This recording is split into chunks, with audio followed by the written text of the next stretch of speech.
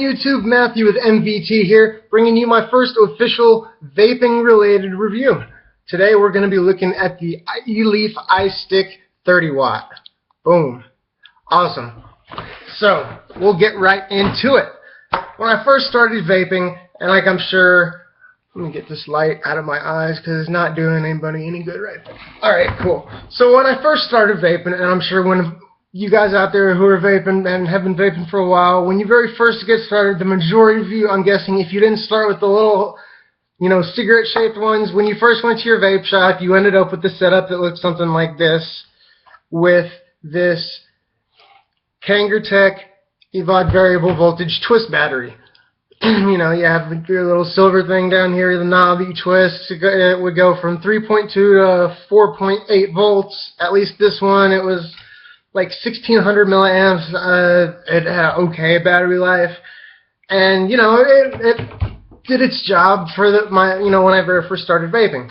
But this, as you can see now, is just a hollow shell, because this is not the first, this is not the second, but this is the third of these fucking batteries that I have that ended up looking like this, because somehow or another, I'm not super hard on my stuff either, but somehow or another, from the top, the guts would just get pulled out, yanked out, coming out of my pocket or something, or the tank, would be sitting on top, and it would get pulled just a little bit like that, and it would just, this stuff would start coming out. And I'm not tech savvy. I'm sure if you're really great with electronics and stuff, you could maybe get on there and just cram everything back in there and fix it. Not me. Once that happens, I consider this fucking done, broken. So anyway, after the third time dropping $15–18 on those shitty batteries, I was, and I'm not saying Kangertech is a bad brand. I love the Kangertech Pro tanks.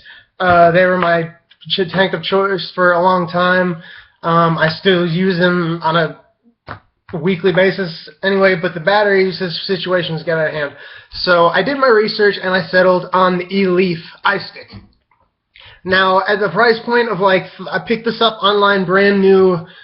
I forget the exact website. It might have been the Vape Mall, I want to say, but it was like 35 bucks. Okay, it not even double of what I paid for the Kangertech battery. An extra 15–20 bucks, and I've had this thing for over 6 months now. I just cannot sing the praises of it enough. So I'm going to go a little bit more in depth on it.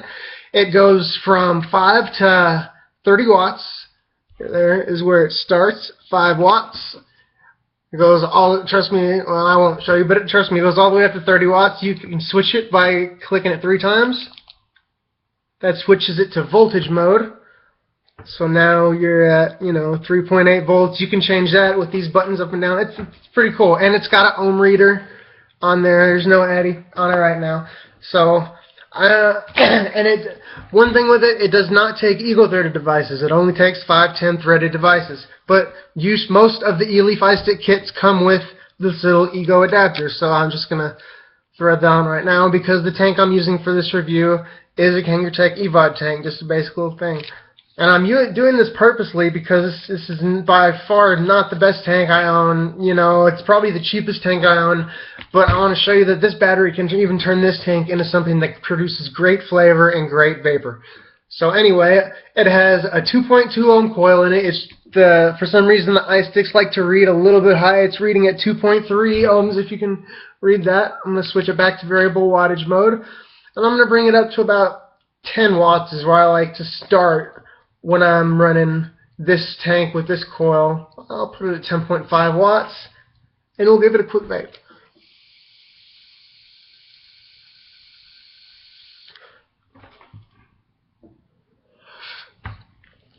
Delicious, delicious vape.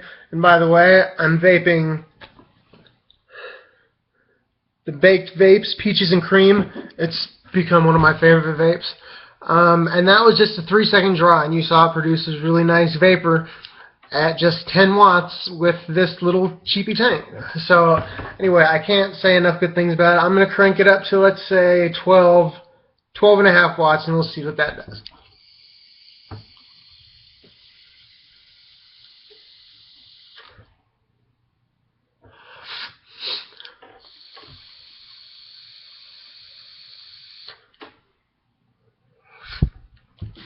Very nice vapor production. I've never been able to pull vapor like that out of this tank before I got this battery, ever. I've had a Camry X6 battery. I've had plenty of, like I said, these twist variable voltage batteries. Nothing could ever pull vapor out of this tank like this Eleaf can. I also have the GS Air tank, which is my daily driver. It was made specifically for the Eleaf Istick. I'll be doing a separate video to review this tank. But anyway, my opinion, if you don't have it, you're looking for a new battery to upgrade from one of these twist batteries, like I said, go with the Eleaf Istick. It's well worth every penny of the 35, 40 bucks you're going to spend. If you want something that can even sub on a little lower, you can get the 50-watt iStick. I don't have any need to go that high, so I'm perfectly happy with the 30-watt. I didn't want to get the 20-watt because that limits you a little bit too much in my opinion. With the 30-watt, I can still do sub-ohm builds on my RDA. I can do all the way down to 0.4 is what Eleaf claims, but I don't build that low normally. Use coils that low, but it can go that low. So anyway, Eleaf Istick, great buy. My opinion, 2 thumbs up, 5 stars. Get it now. Get it however you can. It's a great fucking battery. So anyway, I hope this review helped you guys. A review just like this helped me make my decision when I was just looking for the next battery to get, and I hope I can pass it along to at least 1 or 2 vapors out there. So I hope you guys enjoyed this video. I hope you guys can make an informed decision on your next purchase. And check me out, subscribe, like this video, and look for more. Matt with MVT signing out. Thank you.